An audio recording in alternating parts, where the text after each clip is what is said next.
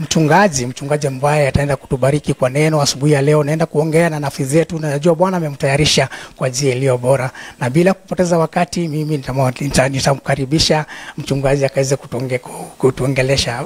Bwana Yesu asifiwe. Amen. Karibu sana. Asante sana. Yes. Mimi naitwa Pastor Peter Juguna kutoka Ruiru First Baptist Church. Iko tu hapo Ruiru, hapo Masako. Yes. Ukifika hapo utaona Ruiru First Baptist Church. Karibu sana. Amen. Hivi leo nimetunukiwa na ni neema ya Mungu niwe hapa ili niweze kuzungumza neno la Bwana. Na ninashukuru kwa wakati huo, sio bure tu, imemgharimu mkono wa Bwana. Bwana asifiwe. Amen. Siku ya leo nataka tuombe ili niingie katika neno. Amen. Na hebu tuombe. Mungu Baba, katika jina la Yesu Kristo tumekuja mbele zako sababu wewe ni Mungu mtakatifu. Asante kwa maana kila jambo unalipanga kwa ajili ya wema. Na kwa hivyo Baba, katika jina la Yesu Kristo, kwa maana tuko hapa, ninakuomba wakati ambapo tunaingia katika neno, Bwana ukaweze kutubariki, ukatugawie jinsi ambavyo wewe unaona tunahitaji, kwa maana tunajua wewe tujua kila dakika. Baba, ninakuomba hata kubariki station hii ya Heaven Bound TV ambayo Bwana wamejitoa ili kuona ya kwamba neno lako limeendelea na baraka zako zinaendelea kufikia watu. Tunakushukuru, tunakuabudu, tukijua neno lako litagusa wengi. Katika jina la Yesu Kristo aliye Bwana na Mwokozi wetu. Amen. Amen. Bwana asifiwe. Amen.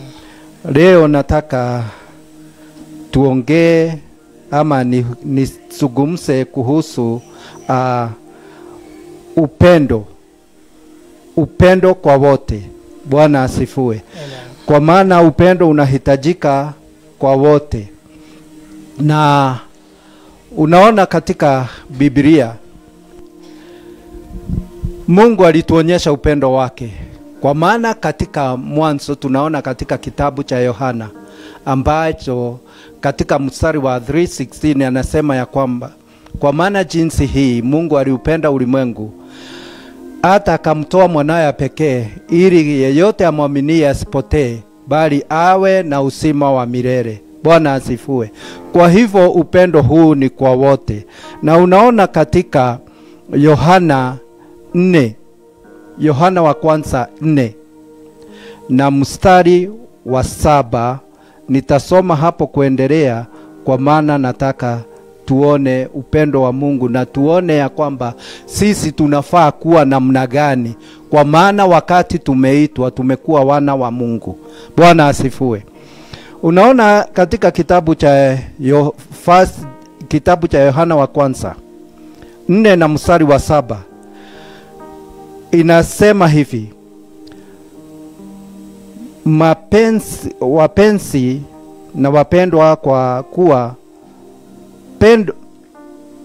wapenzi na mpendane, kwa kuwa pendo latoka kwa Mungu, na kila apendaye amezaliwa na Mungu, naye anamjua Mungu.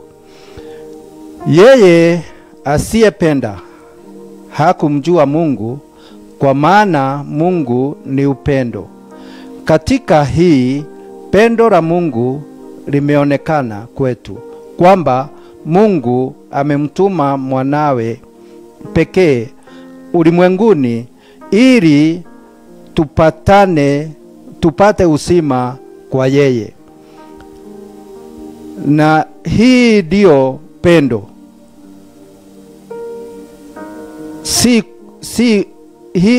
Hili ndilo pendo, si kwamba sisi tulimpenda Mungu, bali kwamba yeye alitupenda sisi akamtuma mwanawe kuwa kipatanisho kwa dhambi zetu. Bwana asifiwe. Kwa hivyo Mungu alitupenda, na alitupenda ili kwamba hata wakati ambapo tulikuwa hatujampenda, wakati ambapo tulikuwa hatumjui, wakati tulikuwa tunatembea katika njia zetu, Mungu aliweza kumtoa mwanawe ili awe patanisho letu. Bwana asifiwe. Ili dhambi zetu siweze kuondolewa mbali. Na unaona Biblia inasema ya kwamba katika kitabu cha Warumi 5 na mstari wa 50 na mstari wa 8, Warumi 5 na mstari wa 8 inasema hivi: Mungu alionyesha upendo wake kwetu sisi, ya kwamba hata wakati tulikuwa tungali wenye dhambi akamtoa Kristo. Bwana asifiwe. Kwa hivyo Mungu wetu ni Mungu wa upendo. Na huu upendo, kichwa cha leo nimechukua ya kwamba ni upendo kwa kila mtu. Bwana asifiwe. Kwa maana wakati mwingine tunaweka upendo ya kwamba ni kwa wengine, na kwa wengine hawastahili huu upendo. Na kwa hivyo inaonyesha ya kwamba kwa vile Mungu alitupenda, na kwa vile Mungu aliweza kutoa mwanawe ili yoyote amwaminie awe na upendo, ni lazima nasi tuwe na upendo. Kwa maana ya kwamba sisi Mungu, kama tungependwa kwa ajili ya vile tuko, hatungeona upendo. Kwa maana tayari tulikuwa tumemgairi, tulikuwa tumemwacha, tulikuwa tumeingia katika mambo yetu, tulikuwa tumeingia katika dhambi.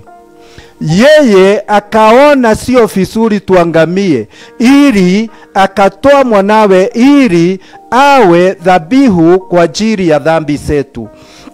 Na hili ndilo thibitisho la huo upendo, ya kwamba mtu kama mimi nimesamehewa dhambi. Sio kwamba nilikuwa mzuri, sio kwamba nilitenda mambo mazuri, sio kwamba nilitembea katika njia nzuri, bali ni neema ya Mungu. Na unaona huu upendo sisi twafaa kuchukua na kuingia, kwa maana baba yetu anapenda, hata sisi tunakuwa watu wa kupenda. Amen. Sio kwa sababu tumetendewa, sio kwa sababu wengine wametutendea vizuri. Unajua Biblia inasema ya kwamba tuwe na upendo kama vile baba yetu alivyo. Na hii thibitisho ya kwamba ni baba yetu ni gani? Ni kwamba wale wote waliomwamini walipewa ruhusa kufanyika wana wa Mungu. Tukifanyika wana wa Mungu, hiyo inamaanisha ya kwamba ni lazima tuwe kama baba yetu. Kwa maana hata hapa duniani sisi tunasema ya kwamba like father like son. Kwa hivyo ikiwa baba yetu ni upendo, ni lazima upendo huu tuusambaze kwa wote.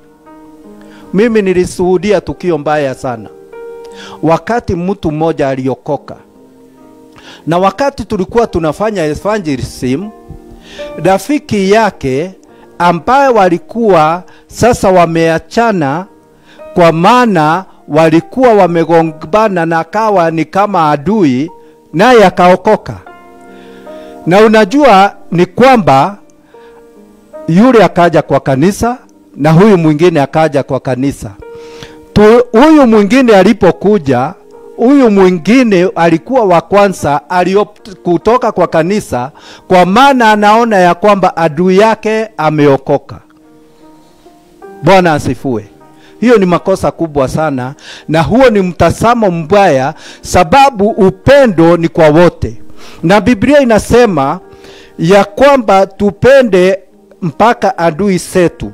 Na mstari wa Mathayo 5 mstari wa 44 inasema tupende hata adui wetu na tuwaombe, hata wale wanatudhulumu tuwapende. Bwana asifiwe. Kwa hivyo unaona Biblia imeweka ya kwamba adui na hata wale wanatudhulumu tuwapende.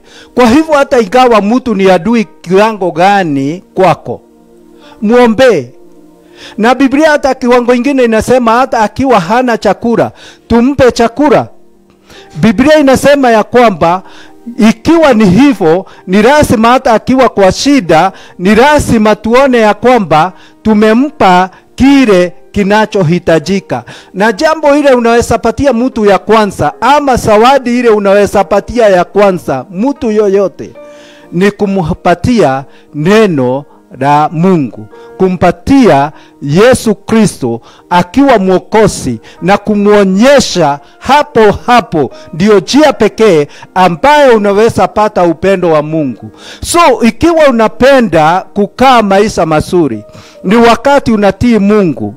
Kwa maana Biblia inasema ya kwamba katika kitabu cha Mathayo 28 hapo mwisho utaona ya kwamba enendeni katika ulimwengu kote, mkiwafanya watu wa mataifa wanafunzi wangu. Bwana asifiwe.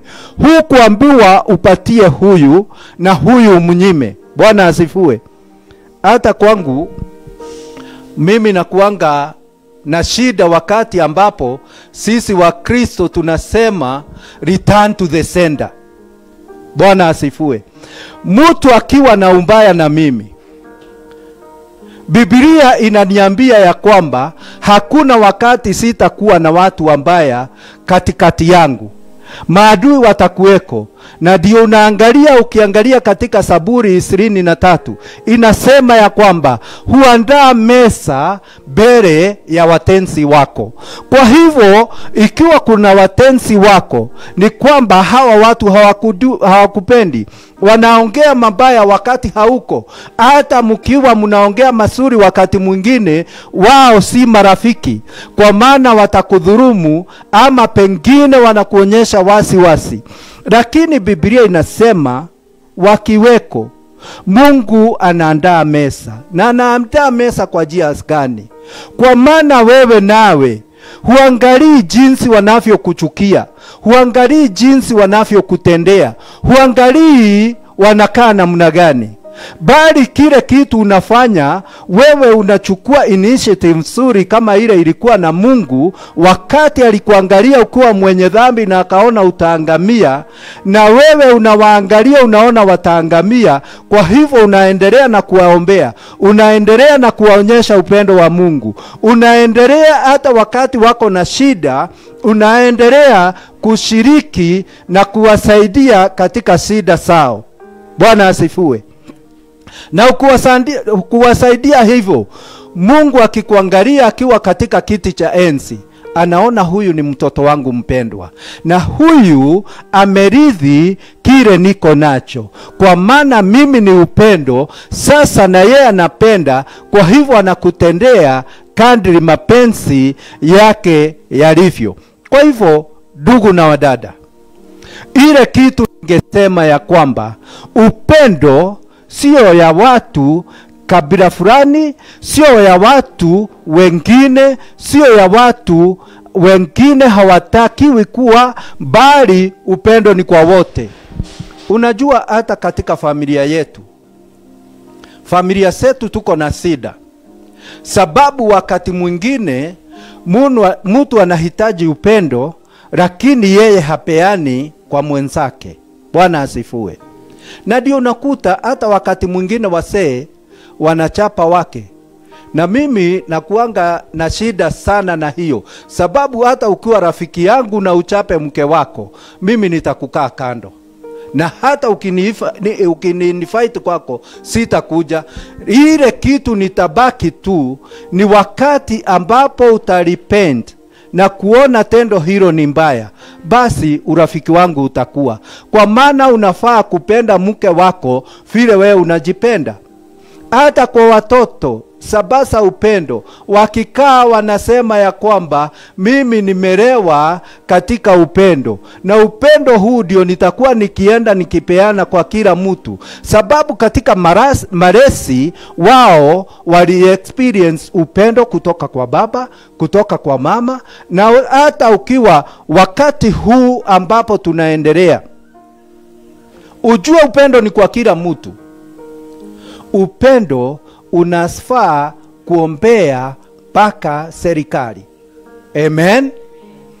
Najua wakati mwingi huwa tunalalamika sana, lakini tukipenda na kuwaombea, utaona mambo yakitendeka na mambo yakibadilika. Hebu niwaulize, wewe unafikiri wanafunzi walikuwa namna gani? Wewe unafikiri wakati wa Yesu ulikuwa namna gani? Kulikuwa na emperor ambaye alikuwa ni wa Kirumi na alikuwa na dhulumu sana. Lakini kile kilikuweko ni kwamba hata wakati wamedhulumiwa, neno linaendelea na kuwaambia ya kwamba ni muombe bila kukoma, na hata mukiomba muombe mfalme. Bwana asifiwe. Kwa hivyo hakuwa na watenda vizuri, lakini mitume na wanasema ya kwamba muombe, hata muombe mfalme. Hebu fikiria ile adha ilikuwa na wanafunzi, wanateswa, wanauawa. Na unaona hata wakati mfalme anaona wameteswa, wao wanasema tu ombeeni mfalme. Kwa hivyo upendo, wakati tunazungumza upendo, upendo ni wa kila mtu. Upendo ni kwenda kwa wale na wakifika huko unarudi kwako. Kwa maana wakati kitendo ya upendo utafanya kwa adui yako, na wakati mwingine utakuwa katika shida, uone adui yako ndiye atakuja sababu aliona kile ulitenda na ana regret, na akaona huyu mtu alinipenda wakati sikuwa napendeka. Bwana asifiwe. Kwa hivyo niseme nini wakati na malisia? Niseme ya kwamba upendo tunapenda sababu ni kitu tumeagizwa na Mungu wetu ambaye ametuita. Upendo tunapenda sababu tunafuata baba yetu ambaye ni upendo. Upendo haubagui, na upendo ni kwa kila mtu. Na ninasema nikimaliza, hebu anza kujaribu hiyo na uone vile Mungu atakutendea, na uone vile maisha yatabadilika, kwa maana Mungu atakutendea. Tuombe. Mungu, ni asante kwa ajili ya neno lako. Umetuhimisha tupendane. Na kwa hivyo Bwana Mungu, tumekuja mbele zako tukikuambia ukatuwezeshe kupenda, kwa maana tunajua tukija kwako jambo lolote ambalo umetuamurisha, unajua ya kwamba linawezekana, na unajua watoto wako wanaweza hiyo. Na kwa hivyo, kwa maana Yesu alitushindania ili tusherehekee, hata hapa kwa upendo najua alitushindania. Na kwa hivyo ule ugumu na kuanga wa kupenda hata wengine, Bwana ukaweze kufungua mioyo yetu, ukatuonyesha jinsi ya kutenda, na tufikie kila mtu katika upendo. Nasi ninajua tutaweza kuhubiri na kupatia wengi neno lako, na wawe wakikufuata, kwa maana tunajua tukikufuata na tukieneza injili hii vizuri ya upendo, dunia itabadilika. Nasi twakusifu, twakuabudu, tukijua wewe ni baba yetu, na ni katika jina la Yesu Kristo aliye Bwana na Mwokozi wetu. Amen. Amen. Amen. Amen. Amen. Wow, what a wonderful word this morning. Na tunashukuru Bwana kwa sababu ameongea na sisi asubuhi ya leo na kutuhimiza kwamba tunafaa kuzingatia upendo. Yani ambaye na ukiangalia unapata Mungu mwenyewe ni upendo. Na hivyo ndo tunafaa kukua kama wa Kristo. Na tunashukuru Bwana kwa hilo neno. Acha hilo neno likaweze kutujenga asubuhi ya leo, likaweze kukua msaada, ikaweze kupindua roho yako kama kweli hauna upendo ndani yako. Ukaweza kupenda mwenzako, ukaweza kupenda yote aliye kando yako, yote ambayo utatangamana na yeye, marafiki, familia, kila mmoja, hata hapo kazini, hata wale hujui, unafaa kuonesha upendo. Amen. Amen. Tunaenda kidogo tu kwa short music break, tutakuwa tunarudi. Usibanduke pale, tutakuwa tunarudi kwa dakika moja ama mbili hivi zinazokuja, ndio tuweze kujua mchungaji vyema na vyema zaidi, more about him, more about the ministry, vile amekuwa. Ukiangalia unaona si kijana, ule ni mzee, na kwa hivyo amebeba maarifa.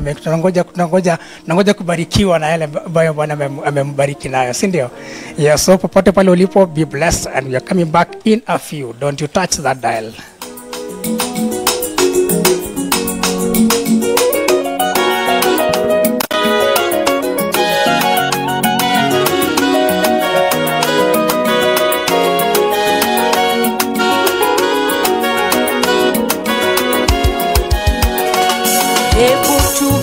tueleze nguvu zako za wapi, amalie kuchanja apatikana wapi. Tumejaribu kukuroga bali haurogeki, ramli zote tumepiga wenzetu haushikiki. Madawa yote ya kichawi hayana madhara kwako, kamati zote za waganga wewe ndio mada. Una kinga kubwa Juli, wachawi wote wanasema wewe ni impossible.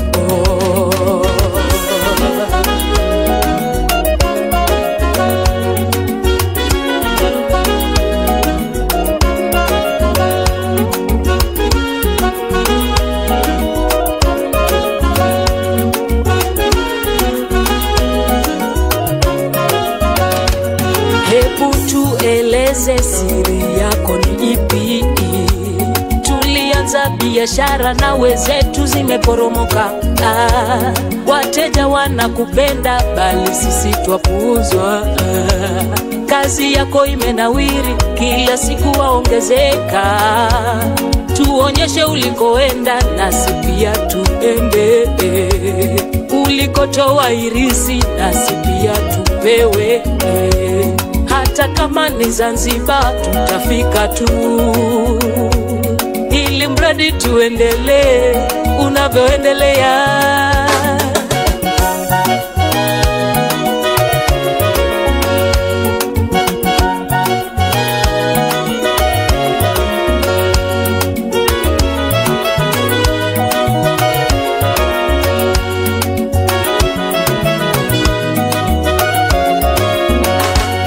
Hebu nieleze wewe ufanya nini? Ndoa yako ni tulivu, kivutio cha wengi.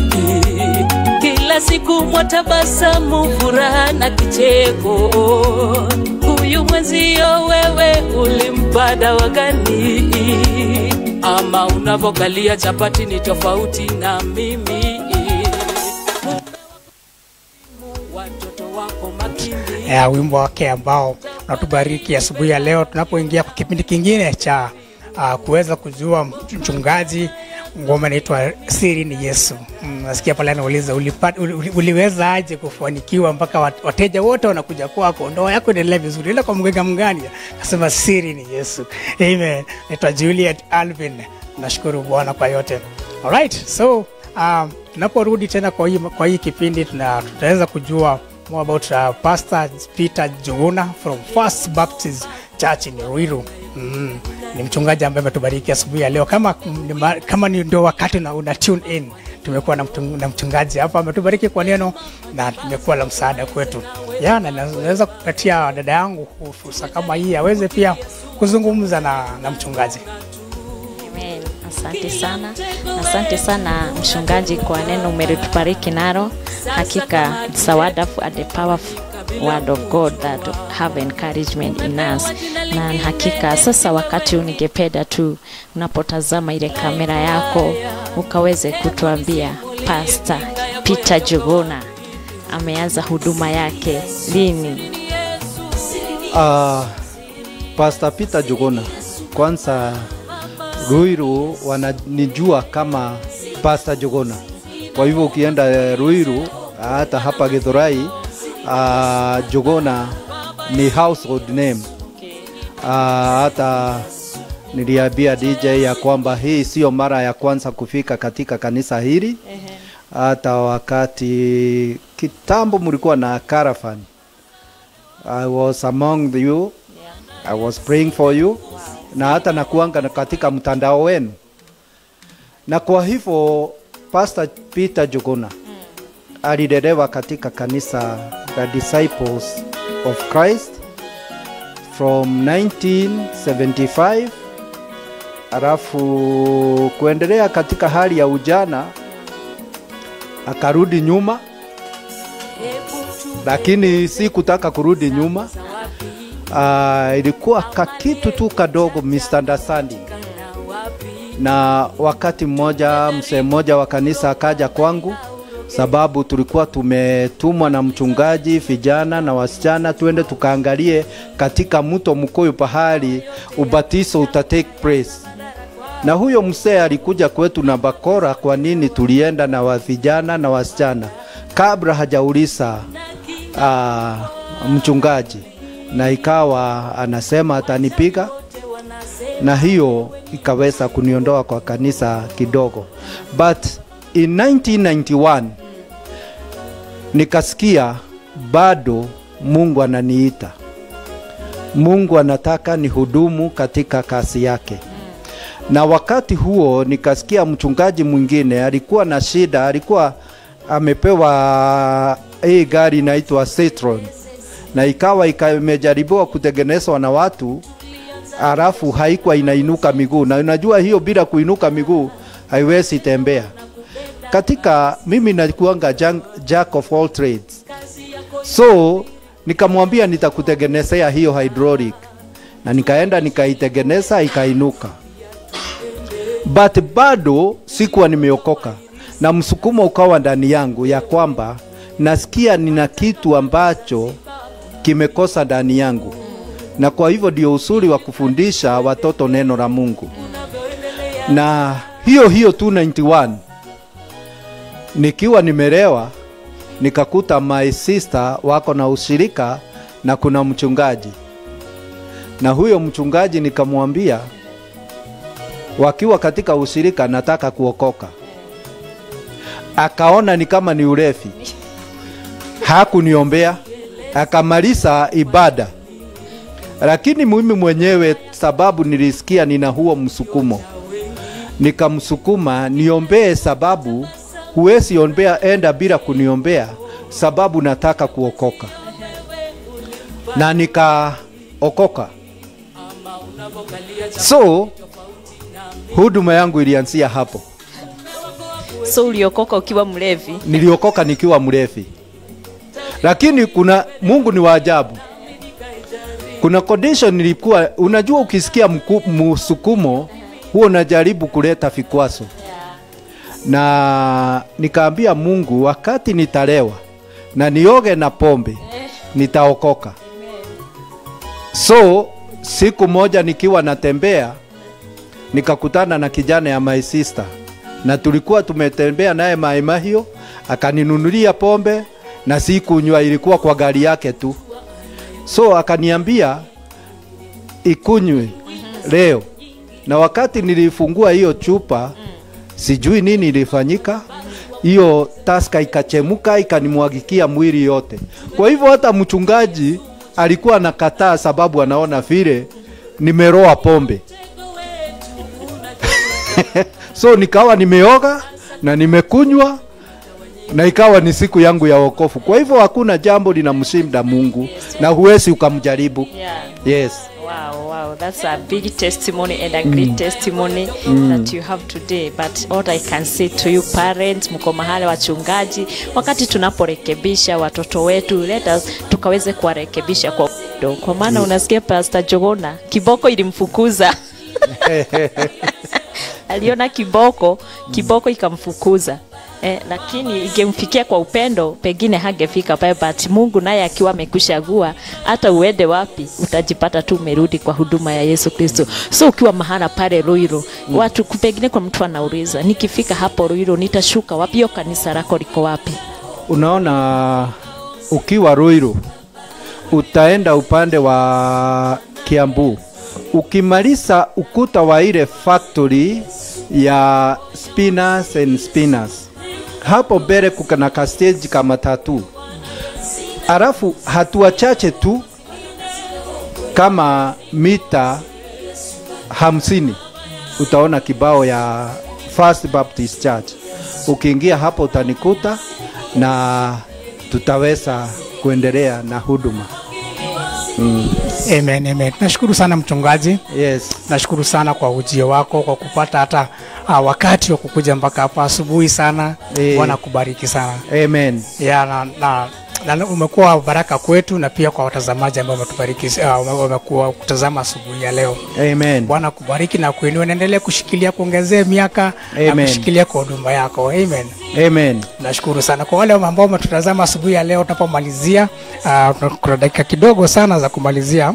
Acha tu niwatambue kidogo. Kuna Tyson Mwacharo, nimemwona pale kwa Facebook, anasema ubarikiwe sana mchungaji.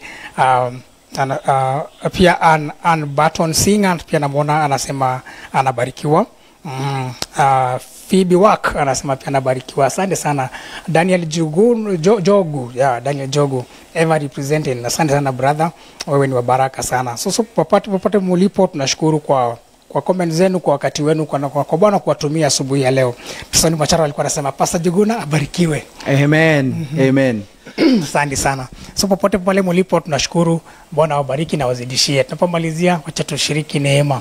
And now may the grace of our Lord Jesus Christ and the love of God and the fellowship of the Holy Spirit be with us now and forevermore. Amen. Amen. Amen. Barikiwa sana na Bwana anakupenda.